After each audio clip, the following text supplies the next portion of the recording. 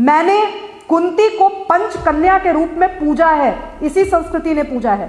तो मुझे ये जो अबू आजमी जी जो है वो मत समझाएं कि मेरी परंपरा क्या है, मेरा धर्म क्या है। और से बच्ची हमारी बड़ी हो जाती है, बालिग एडल्ट हो जाती है, यानी शादी के काबिल हो जाती है, लड़का हो या लड़की, उसकी तुरंत शादी करवा दो। और उस लड़की या लड़के ने कोई गुनाह किया, किसी और के संपर्क में आकर कोई ऐसी एक्टिविटी किया जिससे पाप हो सकता है, तो उसका पाप पूरा माँ बाप को मिलेगा।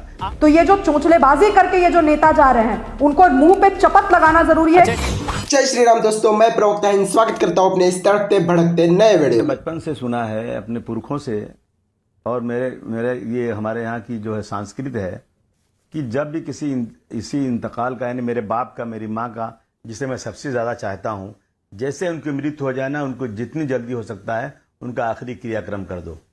इसी तरह से दूसरी चीज़ हमको मालूम है कि जैसे बच्ची हमारी बड़ी हो जाती है, बालिग एडल्ट हो जाती है, यानी शादी के काबिल हो जाती है, लड़का हो या लड़की, उसकी तुरंत शादी करवा दो।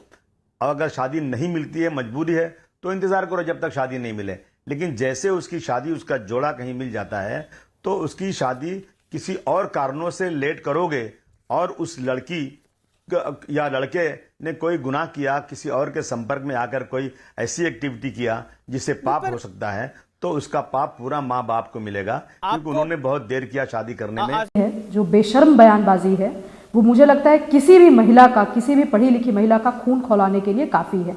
तो मैं उस व्यक्ति का नाम लेकर बार बार चर्चा नहीं करना चाहूंगा। कहा गया कि गलत कदम लड़कियां उठा लेंगी। गलत कदम किसकी बात की? देरी से शादी होगी तो लड़कियां गलत कदम उठा लेंगी, पाप कर लेंगी।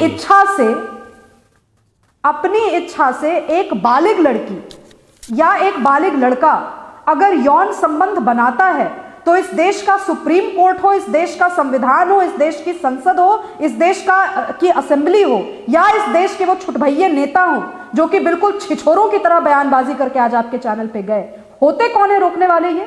और इस बात को बिना लाग लपेट के डंके की चोट में कहने में, मैं एक हिंदू परिवार से आती हूं, अमन चोपड़ा जी, मैंने कुंती को पंच कन्या के रूप में पूजा है, इसी संस्कृति ने पूजा है। तो मुझे ये जो अबू आजमी जी जो है वो मत समझाएं कि मेरी परंपरा क्या है, मेरा धर्म क्या है। और इस देश की जो ट्राइबल कम्युनिटी है, और इस देश में जो SC ST कम्युनिटी है, जिनकी दुहाई दे करके वो चले गए, वो बात ना करें। उनसे ज्यादा लिबरल कम्युनिटी कोई नहीं हो सकती हमारे देश में। तो ये जो चोंचलेबाजी करके ये जो नेता जा रहे हैं, उनको मुंह पे चपत लगाना जरूरी है। कि वो जाए अपनी जड़ों को देखें और मंशा बता सकता हूं, किस तरीके से क्या किया गया है। इसके पीछे की मंशा मैं बता सकता हूं। ये मैं शादाब आपसे कमेंट लूंगा। अमन जी, एक अंतिम चीज मैं कहना चाहती हूँ। अमन जी, अंतिम चीज एक कहना चाहती हूँ।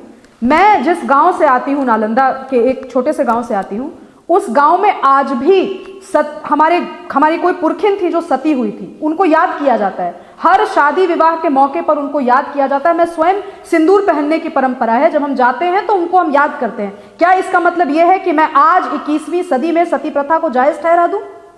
लेकिन मैं ये क्यों नहीं कर सकती कि मैं उस परंपरा का सम्मान करते हुए अपनी पुरखिन को गीतों के माध्यम से, परंपराओं के माध्यम से याद करते हुए आज सती प्रथा का मुखर विरोध करूं? ये बात अबू आजमी क्यों नहीं कहता? भविष्य में ऐसे ही एक से बढ़कर एक वीडियोस देखने के लिए प्रवक्ता हिंद चैनल को सब्सक्राइब कीजिए। धन्यवाद।